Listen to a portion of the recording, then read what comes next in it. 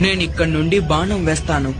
ఆ బాణం ఎక్కడికి వెళ్లి పడుతుందో ఆ చోటే నాకు కావాలి.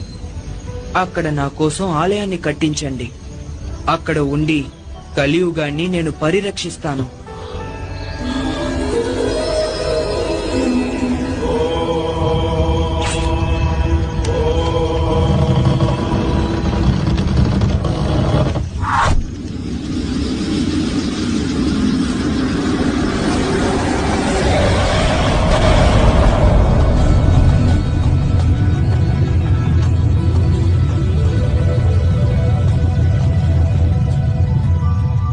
బాణం పడిన చోటే శబరిమల.